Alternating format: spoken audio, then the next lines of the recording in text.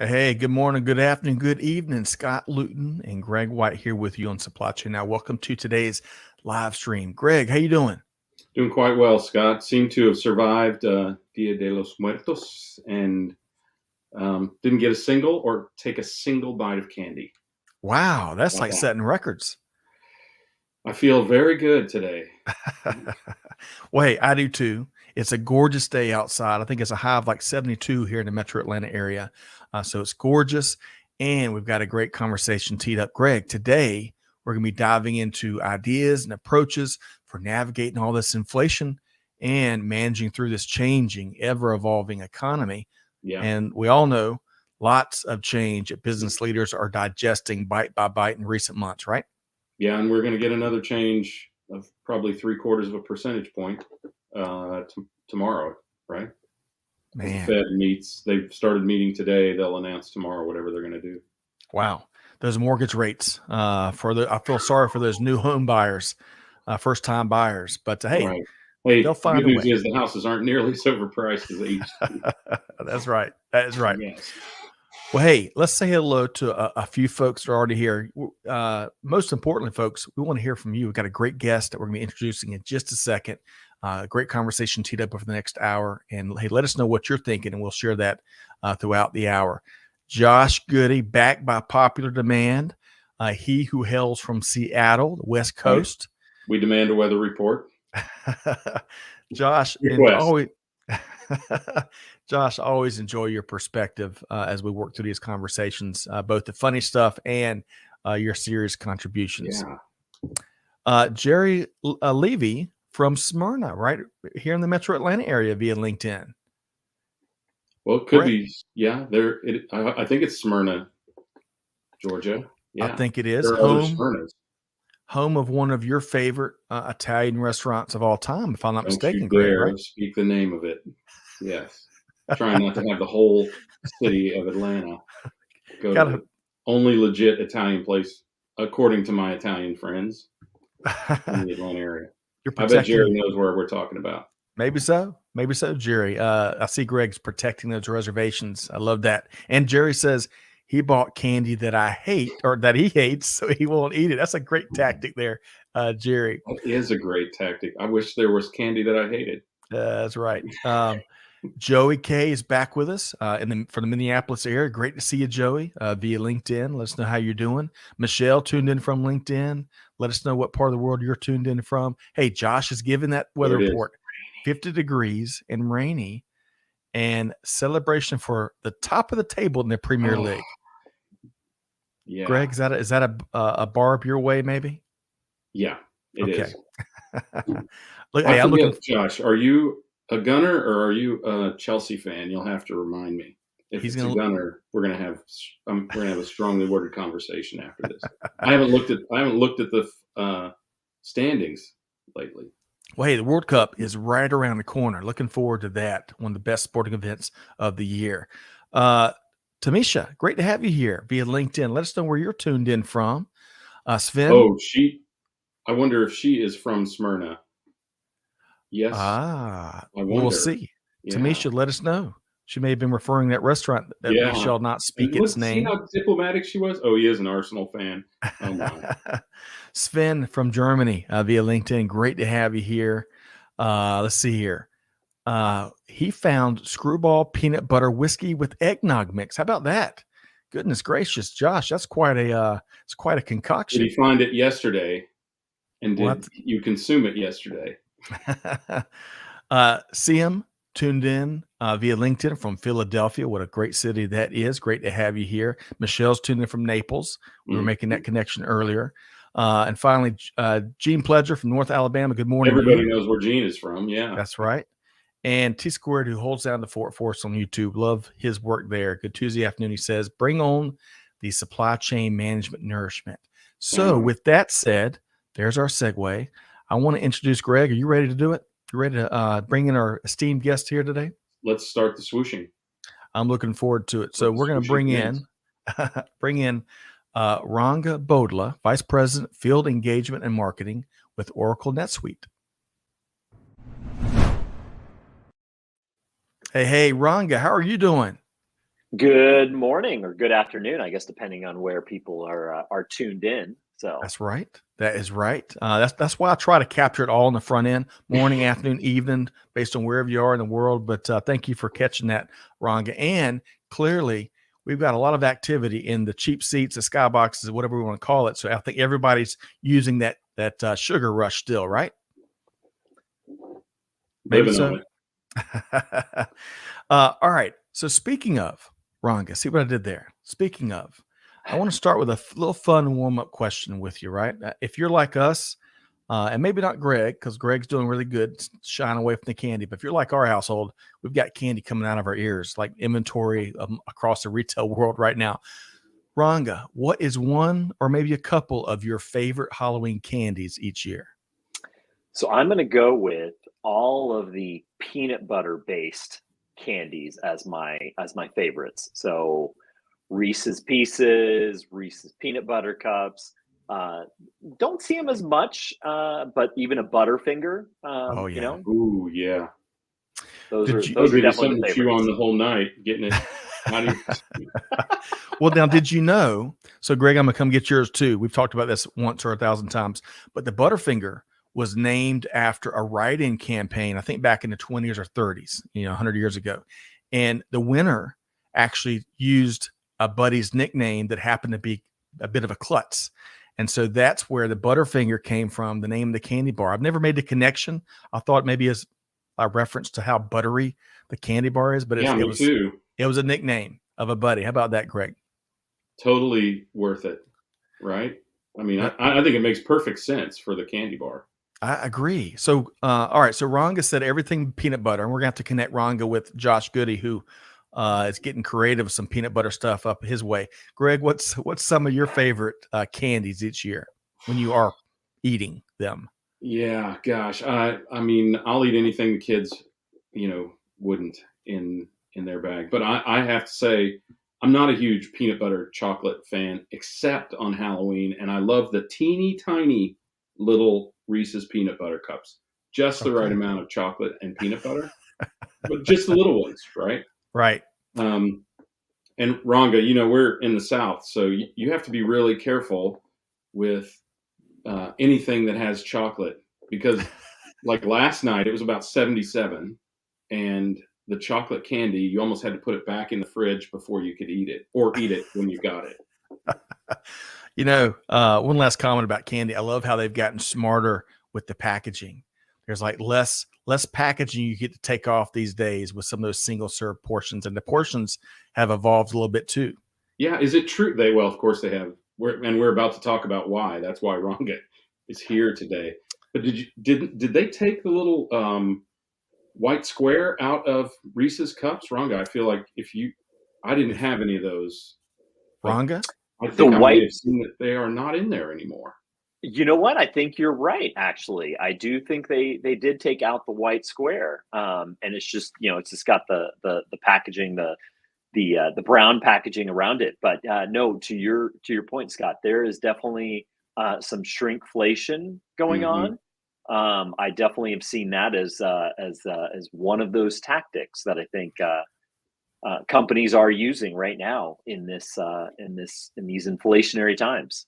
well, so let's stick with that thought. One final little factoid. Some folks would argue that the candy industry is where shrinkflation started back in the 50s, where some of the original vending machines, they were making them differently. And the vending machine companies wanted the candy companies to change the types of products that go into the vending machines. And the candy company said, "Hey, why don't we just make smaller candy bars?" And they fit perfectly. And so a lot of folks point to the candy companies as where shrinkflation started decades ago. But hey, I Hey, digress.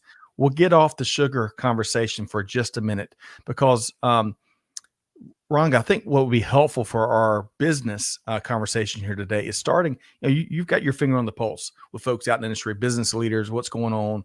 Shrinkflation is just one of many fascinating things taking place, whether you're fans of it or fans against it. But what are some of the things that you're seeing out there in industry, especially with folks trying to deal with this changing economy? So Scott and Greg, I would think probably the biggest thing I would say right now is sentiment continues to be rapidly changing. If it's actually almost hard for me to believe we're in November now. If you look if you compared right now to say back in February, the shift in sentiment and just that time frame is pretty staggering. But it continues to move all over the place. Every CFO survey, every big business survey, I feel like it is a shifting. It continues to shift rapidly. Is what probably the biggest thing. Right. And people are watching. They're watching all the signals. I mean, you guys were talking about it just a second ago. Tomorrow, the Fed is going to announce. I think everyone's pretty sure. 3/4 of a point more in terms of what they do with rates. Everyone's watching GDP. I think was that last week or the week before. The GDP numbers came out, and they're like, oh well, it turned out it was more positive than we had expected. Right. Everyone's watching the inflation side of things. Unemployment, that continues to be a big one because they're looking at that there's these layoffs happening. There's these different things that are happening, but Right. unemployment's still relatively low. We're still 3.5, 3.5, 3.6. And now the conversation is more about productivity. There have been some declines in productivity, so folks are asking that question. And honestly, it's kind of hard to make sense of it all. Like stagflation, inflation, where recession, not recession. It's kind of like where are we in all this? And in the absence of it making sense, which frankly it does not make sense because you got one signal that's saying one thing, you got another signal that's saying a different thing. I think folks are really, what I hear from folks that they're really looking at trying to figure out is, what can I control? What's in my span of control that I can actually focus on? Yep. What am I actually seeing in my specific business? And how can I invest where things are going well and pull back where things are going less well? I think there is a segment out there that's just saying, you know what, I'm just going to keep things as is. I'm going to hope for the best. Yep. And but as I always say, hope is not a strategy. And so I honestly don't think that's a good plan. I think there is I was having this conversation yesterday with some business leaders, and it was this notion of, maybe the best thing to do right now is to do nothing, just do the status quo. And I actually think, the status quo is sometimes viewed as not a bad thing. But I think the status quo in particular in the current environment can actually lead to stagnancy. And Yep. so I think there's a little bit of a danger with that. And so I think it's really important to say, what can I control? Looking at that, and then what are the levers that I can do? I can pull to invest where things are going well, and pull back on things that aren't going well. Yep. All right. And we're going to get into some best practice for navigating this environment in just a minute. Now, Greg, Ranga has set quite the holistic table. I mean, really, we've been kind of around industry and then some in the last few minutes. What comes to your mind, Greg, whether with what Ranga was just sharing or some of your observations out there? Well, I mean, shifting sentiment is very diplomatic, Ranga. It's decidedly to the downside, at least the people I've been talking to.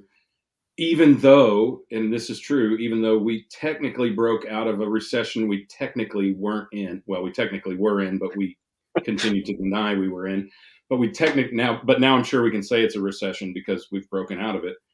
We actually had a 2.6% GDP increase last quarter, largely on the back of inflation, of course, not really more purchasing, but more costly purchasing of essentially the same goods that people have been doing. And I see a lot of people. I've never seen so many people so aware of these aspects of things. I think that's one of the blessings and curses of all of the data and all of the information that's available out there, but at least people are informed. And I think, we're going to talk about how to tackle this, but for an economy that is arguably out of recession, there's a lot of negative sentiment out there among consumers. Now, why does that matter? The reason that matters is because, as you know, I say, Scott, the consumer is the beginning and the end of the supply chain. No matter how much we think we're driving demand as practitioners or brands or retailers or whatever, all we're doing is trying to influence the consumer to choose our product or to choose to place demand against our product. So that really matters as to some of the other things that we're talking about in terms of business and what businesses can do in this environment. All right. So, so much off to a fast start, Ranga and Greg. I appreciate that. I want to share just a couple of comments here. Jerry talks about how energy, in his view, is the inflation driver. Think of all the products he says that we buy that rely on energy prices, plastics, chemicals, everything that's shipped, all shipping companies using energy, and so on and so forth. And so we'll see if we can weigh in on that, see if we agree with that or not. CM loves that hope is not a strategy. #truth, she says. So nice, Ranga, t-shirtism there. I would argue hope is a strategy. It's just a really poor one. So not effective. Well, there's actually a sales book.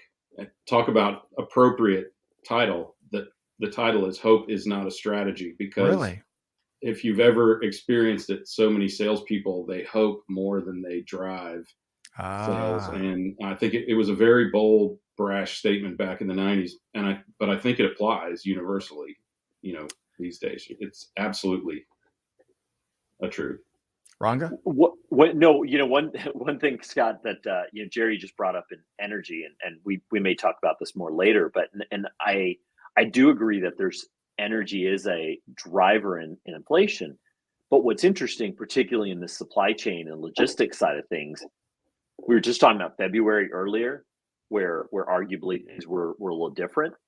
And just look at where container costs have shifted. So, right. Container costs were at, like, I want to say it was all the way up to $20K a container back, Earlier this year, sure, yeah. And now, I've been seeing people post, 2,000 to 4,000, so Yeah. container costs have shifted. So, yes, energy is a driver, but I also think that, it's interesting too, because that the shipping costs have actually changed in 6 to 7 months, which has been kind of an interesting change and shift. Right. Great point there. And thank you, Jerry, for bringing up energy. It's one of those things that affects us all every single hour of the day. And by the way, hello, Delano and Gloria Margaret, to have y'all with us as well. All right. So I want to shift like that sentiment out there, because I want to get into some things that folks can lean on to help them navigate through this really changing economy. Greg, what comes to my mind whenever I said that is those shifting sands we talked about forever. I feel like on 500 episodes about, companies that build their foundations on that shifting sand, time and time again, they're going to find themselves in trouble. But Ranga, I think we're going to talk through 4 things, 4 topics that folks can lean on to successfully navigate this current environment and some of the things that you and Greg have been speaking to. So where do we start, Ranga? So I think there's really four things that we should talk about. We can expand on that and as part of the conversation. But first and foremost is cash management. I mean, it's talked about. It's been talked about before, but I think it's really important right now. Is cash is really king. Cash is cash management, free cash flow, and we'll talk about more about that in a moment. Second, forecasting. I think that is another key pivotal item. The third is automation, and then fourth is inventory and or inventory management. And I know Greg was asking the question, what does that really mean? And we can talk about what that means. But I think, Scott, those 4 things they're always critical. Look, they're Right. always critical elements that companies can do and should focus on. But I think right now, in particular, they are critical for public companies, for private companies, and for anyone to navigate the current landscape in inflationary times. That's right. So, folks, buckle up. We're going to dive into all four of these things and get Ranga's and Greg's take. And really quick, one quick clarifying comment that you were alluding to with inventory management, because pre-show we were talking. Greg's like, let's clarify there. What do y'all mean by that? And I can tell you what Ranga and Greg are going to talk about is it's not just counting stuff, right? It's not just counting Right. stuff. So y'all stay tuned as we get through that fourth item. All right. So let's dive head first into cash management. Ranga, speak to that if you would. So I think probably the biggest thing is cash is king, as I said, especially now. What cash allows you to do is obviously figure out and navigate. Like, as I mentioned, the sentiment continues to change. We don't know where things are. And, if things continue to, if they get suddenly worse from a revenue perspective, this is where it's really important to understand what is my actual cash position. I think it's really easy when times are good to not pay as close attention to where your cash positions are and where things are. Particularly right now, it's really about assessing where your cash flow is. What's my actual free cash flow? How much room do I have to invest in those? So, first of all, it's first and foremost, you got to start and do, that basic cash flow analysis. Say, what's my working capital?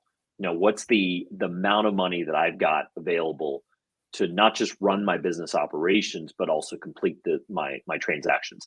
And that could be what is my cash on hand to go and do that. I think second is maximizing that cash on hand. So, everybody should be looking at ways to reduce their expenses, improve their margins. Profit is something that people are paying attention to. These last few earnings calls of all these companies, there was a big conversation about free cash flow. I mean, if anyone saw Amazon's, there was a lot of concern about the fact that there was no free cash flow in that earnings report. That's a big change from a year ago, where maybe it was less. People were focused on the growth element of it, and not necessarily on the growth or even the actual piece on the free cash flow side. I think in that cash on hand, you got to kind of look at the unit economics as well. Looking at what's the contribution of different products to the bottom line. I know we'll talk about inventory later, but that's going to play into the inventory strategy, because if you've got really expensive product that has a longer shelf life, and you're putting it out there, then that's cash that's sitting on your shelf or sitting in a container or sitting in a warehouse. That's not helping optimize your business. Right. And then, just being proactive with that financial management, when what we're staring down, we know we're staring down inflation right now. We know we're potentially staring down recessionary times, like you said. Right. Even that is mixed messaging, right? Of course.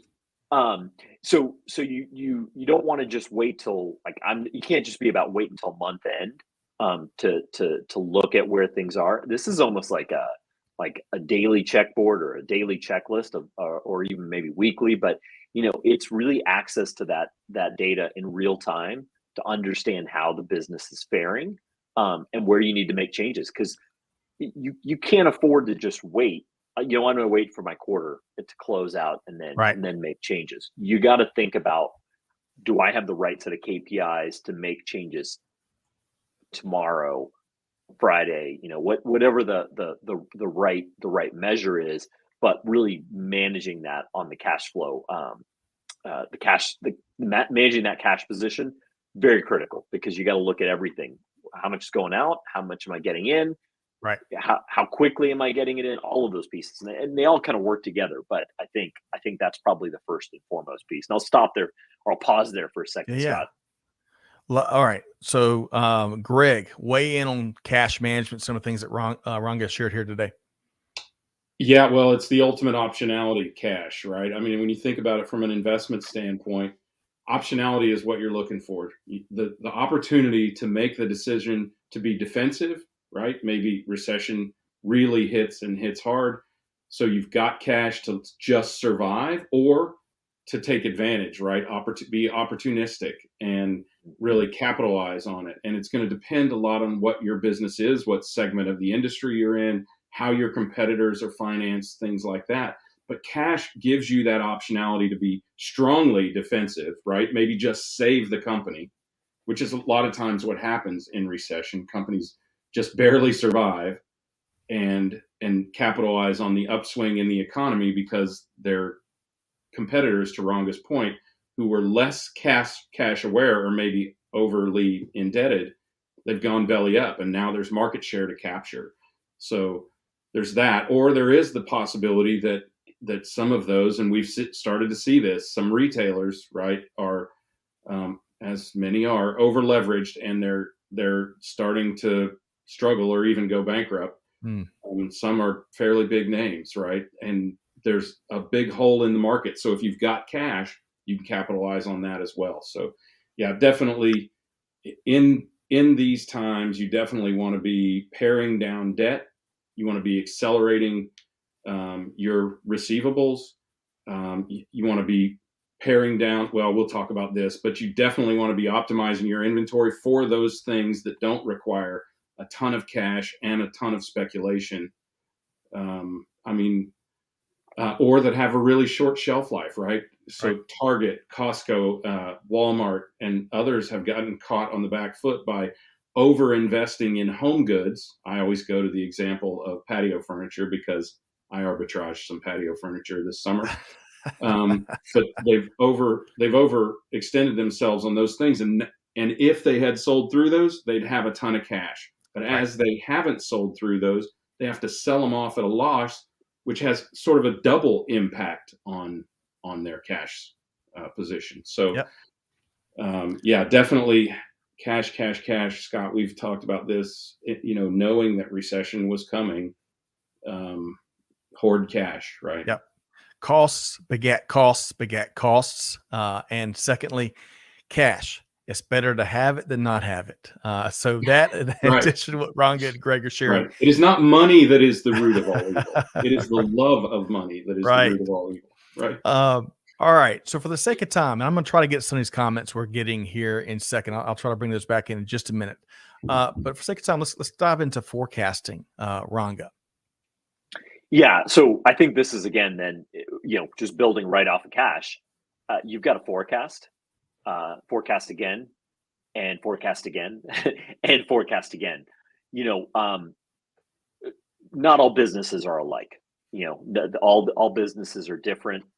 Your business is going to have to be willing to change in different ways as the inflation picture changes. But once you understand your cash flow position, it's time to build forecasts that consider those unique circumstances of your organization. So, one of the biggest pieces here is actually having a forecast or an FP&A strategy that has a lot of scenario planning built into it. Because what you want to be able to do is be proactive rather than reactive. I mean, I love what you were saying, Greg. Like, that optionality, like, in some cases it may be survival. In some cases it may be taking advantage and gaining market share depending on where you are. And so, you want to be able to run those what if analyses, see what maybe there's going to continue to be, what are the different inflationary effects. They're wage based, maybe they're product based, maybe they're energy based. These are all going to have different impacts on your business, and you kind of have to play that out. I do think this is the balance. Investing in technology here to improve your visibility across your business is critical, because if you don't have a good handle on where those things are, it's kind of hard to forecast. Now, some of this may be as simple enough that you can do it without technology. Right. But depending on the organization, the forecasting piece could be done without technology, to be clear. But I think it is really important to be able to have kind of that real time, kind of regular, continual management of that, and be able to make those changes. So to me, that's, I think, probably the biggest thing on this forecasting piece, because it's critical right now. Yep. Agreed. Greg, speak to forecasting. Forecast without technology at your own peril. I mean, Ranga doesn't want to sound pitchy, right? Because that's part of what NetSuite does. But my God, please absolutely do not forecast without technology. Because I mean, there have been study after study after study. 86% of the time, I can't name the particular study. We've tried to dig it up before, but 86% of the time when people forecast demand, they are wrong. So, and far wrong. And I think the part of the reason for that is all we have as human beings is the past as a frame of reference.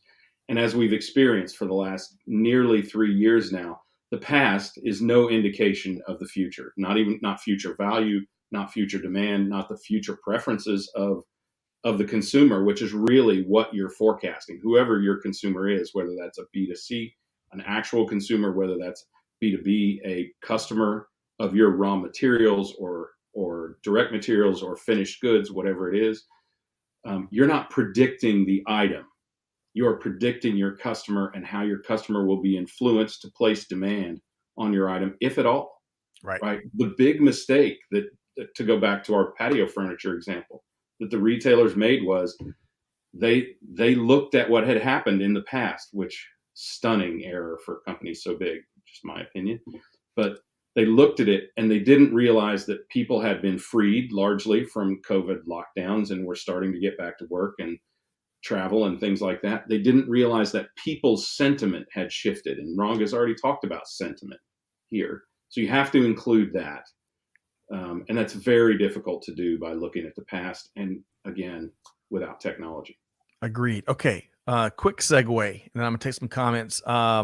So, going back to forecasting without technology, it's kind of like playing a football game with no helmets these days, right? Yeah, it used to happen like that, but we don't want to do that. We don't go backwards. But you wind up with brain damage. Right. The forward pass is a good thing. Okay. Let me share a couple of comments based on these first two things, Ranga and Greg, cash management and forecasting. Let's start with Tamisha.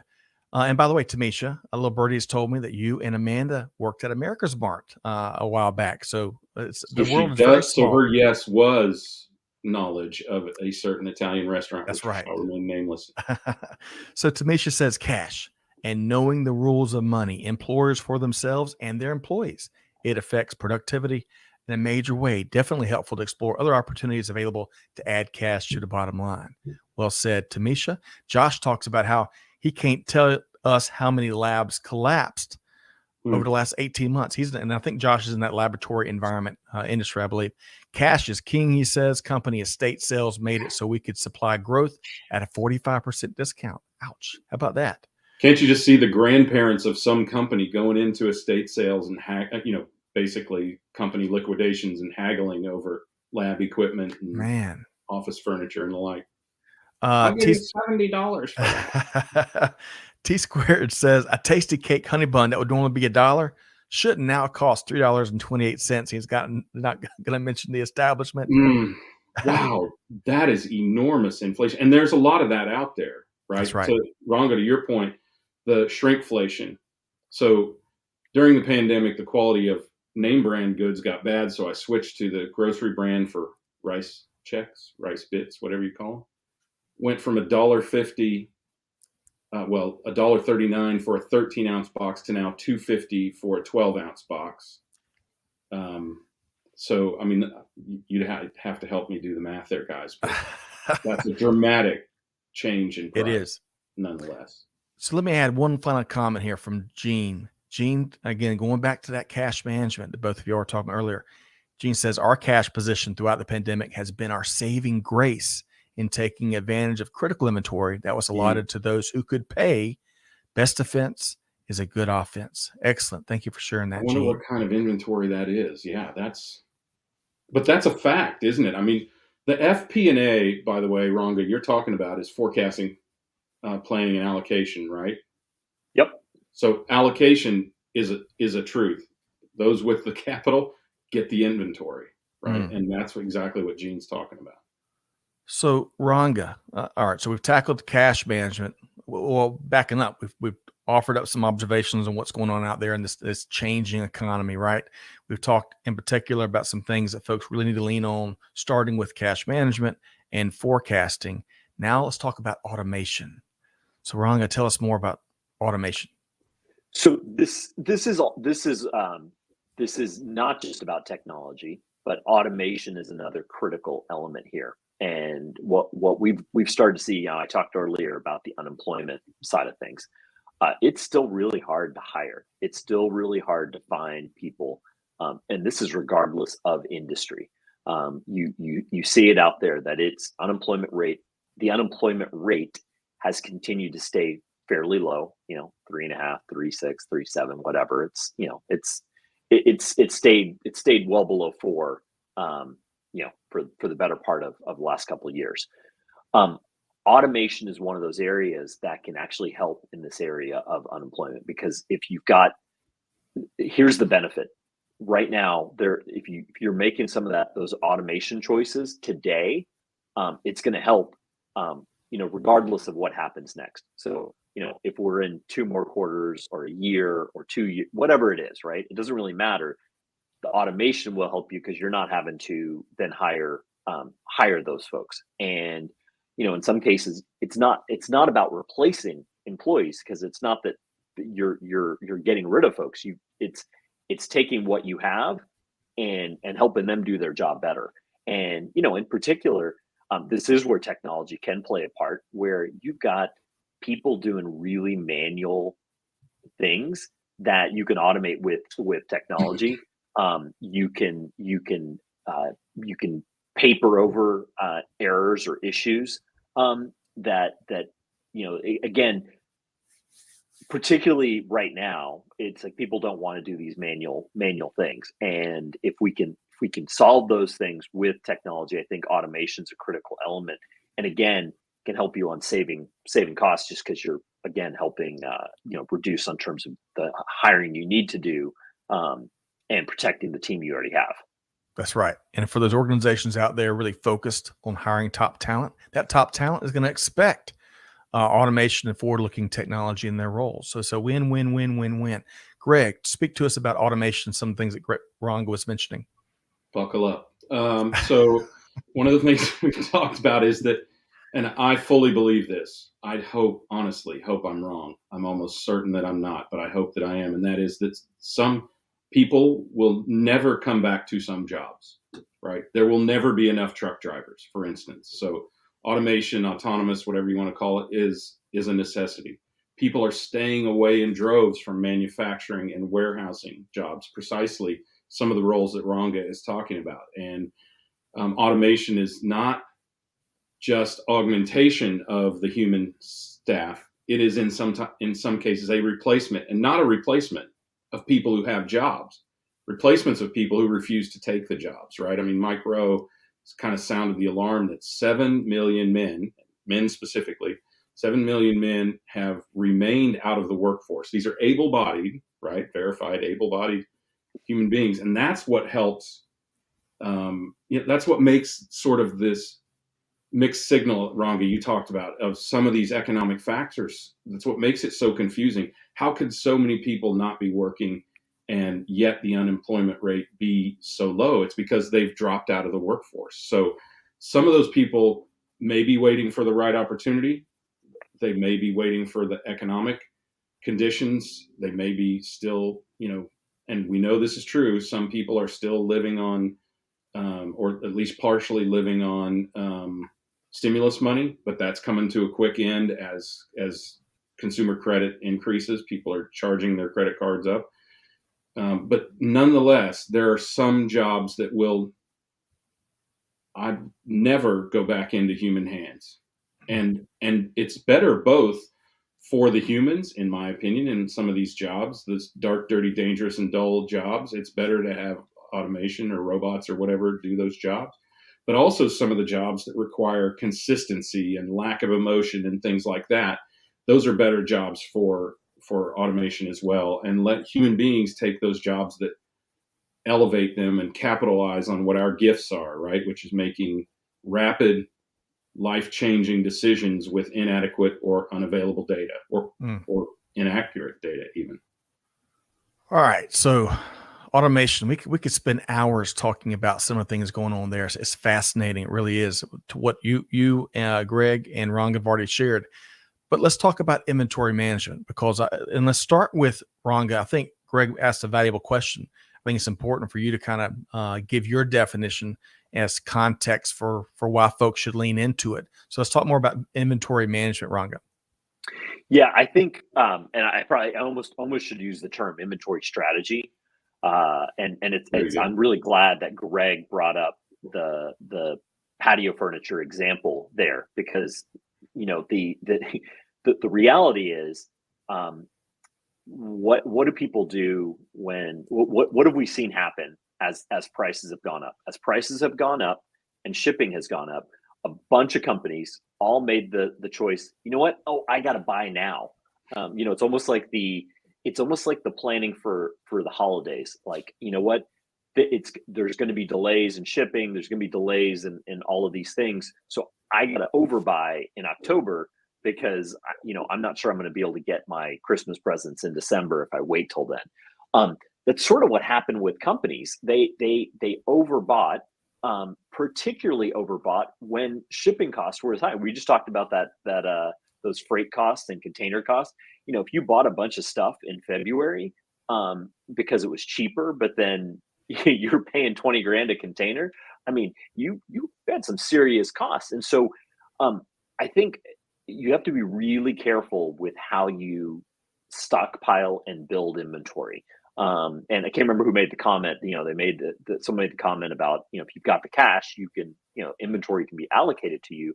But again, it has to be done smartly. Like, if you know where you've got a product that sells and that people are going to buy it, and it's got a short lead time, that's one thing. But if you don't know that and you're just buying it and you're stockpiling because you think the costs are going to go up, you're tying up cash that could allow you to make other choices. So you have to be really smart about what you stockpile, how you stockpile it, how much you stockpile it, and that's going to really impact your cash flow. It's going to impact your forecast, and you kind of have to manage all these elements. But I think it's really that critical last element here in this inflationary conversation of making sure that you're not tying up precious cash for inventory, while at the same time you do need to make sure you have enough inventory, because if you don't have product to sell, then you're stuck, obviously. Yep, well said. I'm coming to you next, Greg. Really quick, CM. And CM, you got a new profile pic, by the way. That's why I didn't recognize you earlier. You've been with us on many of these. No plan, overbuying, bad, she says. I love that. That's a college course in 3 sentences. So y'all folks, listen to that. Okay, so Greg, comment on inventory strategy, as Ranga mentioned. Well, I mean, typically, look, I came from a company a long time ago. Their sole business was what was called forward buying, which we talked about a little bit offline. And it is hedging inventory against future price increases. But there are a lot of stipulations there. One, it has to be high volume product to begin with. It has to be highly in demand. It can't be speculative or short shelf life or short life cycle product. Like, man, Ranga, you're right. This patio furniture example is the perfect example.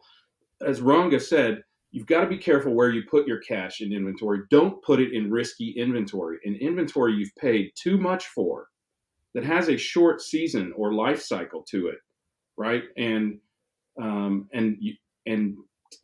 you can only get one time. You can only make one buy. Don't take your risks. Don't extend your strategy, right? Don't forward buy on product with a short life cycle or is seasonal or is fashion or any of those things. And that's where a lot of these companies got stuck, because it wasn't just patio furniture. It was also loungewear, which Ronga's he's a shoe horse, right? So he loves shoes. But I mean, I bet he didn't buy a lot of new pairs of shoes during the pandemic, because who would see him on Zoom, Right. right? And now that people are getting off Zoom, they can't just wear sweatpants all day long. So they're starting to buy more formal goods, clothes, or at least casual clothes that they're comfortable being in front of human beings in. So you have to, again, all of this ties back to two things. One, predict the consumer, predict your customer. And it's all about cash. Every single one of these things is all about cash. Cash is the point of forecasting better, of providing better automation, of better inventory strategy. I love that term, inventory strategy. Everyone impart that into your mind. Because that is the entire point of what we're trying to do. We talk about supply chain not as a cost saving exercise, but a risk balancing exercise.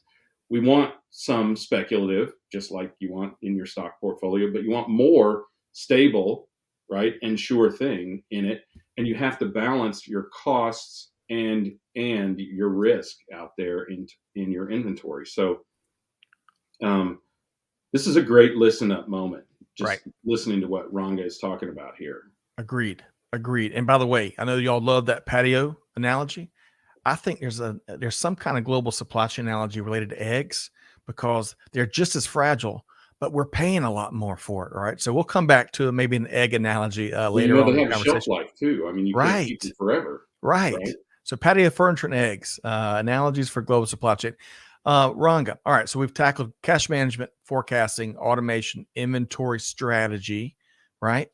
As we start to kind of come down the home stretch, as it were, let's Ranga, beyond these four things, beyond the observations you've already shared, what's next for global business? What can business leaders expect moving forward? I think probably the biggest thing, and I love this phrase. I heard this earlier from somebody: building certainty in uncertain times. And I use the analogy. There's a lot about what we're in right now that feels very similar to March of 2020. And what I mean by that is, in March of 2020, we all went home for a couple of weeks, and we're like, oh, we'll be back in a couple of weeks. Mm-hmm. And then it was a couple of weeks, and then it was a couple of weeks. The difference now is, for the most part, everything's opened up. People are back out, they're out shopping. But it's similar in the sense of, well, we don't know, is this a 2 quarters? Is this 1 quarter? Is it, a couple of years? Like, are we at the beginning of this? Are we at the end of this? I can't remember if this is in the pre-conference or earlier, but Greg made the point, like, we said we just escaped the recession, but it was mostly due to paying more for stuff. And I think that's really what I think business leaders have really got to think about and look at, is how do they build certainty in uncertain times, because that's where we're at. And I think that's where it's going to be for a while now, is try to figure out what you can control, what you can get your arms around, and where you can influence and make changes to drive things, because there's a lot of stuff that's frankly out of your control, and that's not going to change. Right. Okay. I got to share 2 things here. Tamisha says, I had to replace my Zoom pants. Then I'm back meeting businesses and families face to face. I love that, Tamisha. And Jerry says, I was at a gift shop yesterday. Plastic pumpkins were half price. Cashier said they accidentally ordered 1,000 instead of 100 in June. Going back to that forecasting. Ooh. Directly to Ranga's point, right? Right. There are a lot of things that are out of your power. So don't mess up the things that are in your power, like ordering 1,000 instead of 100. That's a lot of plastic pumpkins. No kidding. Okay. That is 10 Halloween's worth. Just think of it that way.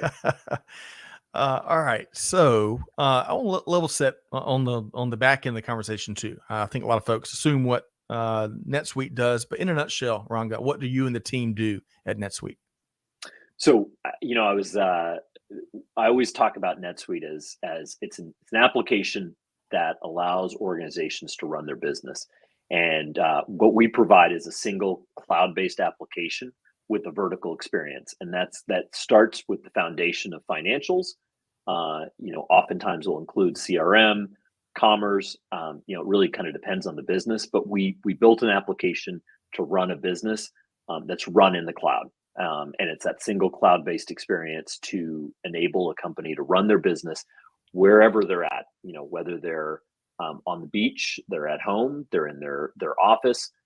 That's kind of the nutshell of how I position NetSuite. And in fact, we helped a lot of businesses over the last couple of years be able to run their business, even in the current scenario. And I'm not trying to be pitchy or try to overly sell it, but I always say this to people. Our customers are some of the best customers in the world, and what they say privately is what they say publicly, and they all have their challenges. They all have their things they love, and it's one of the things I love about my job is I get to talk to a lot of them all the time to hear what they're experiencing. Well, you got one right here. Looks Right like there. Josh Yeah. Goody from Seattle loves, big fan of NetSuite. So thank you, Josh. I appreciate you. Your timing is impeccable. And Ron, I really appreciate what you shared there, because I'm sure rubbing elbows with customers that are leveraging NetSuite to push your business forward in these times we're all fighting through. I bet that's a very rewarding aspect of what you do. Greg, I'm going to come back and get your key takeaways on the back end of here in just a second or two. I want to talk about the resources. So Ranga, you brought a cool resource to bear here today. It's a business guide focused on 7 steps to recession-proof your business. So a quick question for you, Ranga, why should folks check out this business guide? So this is a great business guide to check out. We've got a number of resources like this. I think probably the biggest thing, just as we've said here, is we don't know whether we're in a recession or not. We all feel like there's definitely aspects of it that feels like a recession, and we're in a slowdown. We know that. These steps are things that businesses can take now, regardless of the situation. So even if suddenly everything just accelerates tomorrow, which would be great. No, that's not going to be the case. But there's some great steps in here that people can take, regardless of whether we're in a recession or not in a recession, or whatever you want to call it. Well, folks, y'all check that out. We have dropped the link to this business guide in the comments, so you're one click away. Give a little bit of information and download. I've already reviewed it, and this is not a pitchy business guide. You're gonna get some really good agnostic information, good leadership insights here. So 7 steps to recession-proof your business. Okay, Ranga and Greg, I tell you, it's been a whirlwind conversation. I'm looking forward to, Greg, your final takeaways here. But before we do that, Ranga, let's make sure that folks know how to connect with you and the NetSuite team. How would you suggest that? So I think there's the 3 things I always say. If they want to connect with me directly, obviously I'm always open on LinkedIn. Love to connect with people. That's definitely there.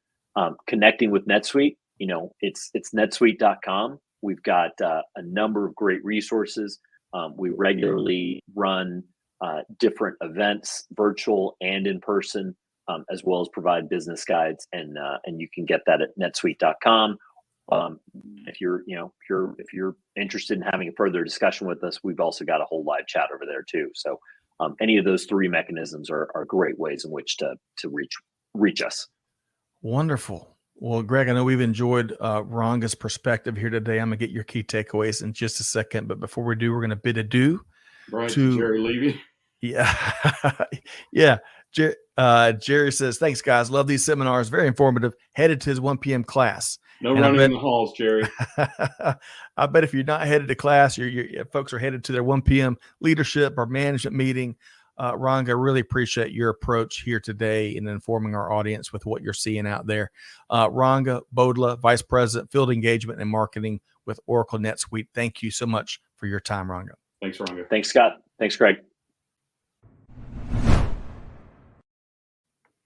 Greg, man, on the front end, I was like, man, we're we're going to need an hour or so because of the good stuff here. And we efficiently, you and Ron and all the comments, we worked our way through it. But I love how he packaged that in those 4 categories, right? I mean, and there's certainly some others out there, but those 4 are perhaps some of the most critical things for business leaders to keep their eyes on. But that's enough for me. What's some of your key takeaways from what you heard here today and what we talked about here today?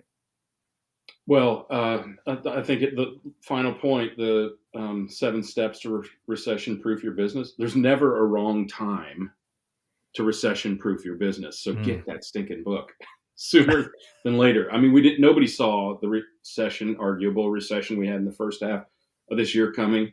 And many people don't believe that the continuation of it or whatever you want to call it will come in 2023. It will.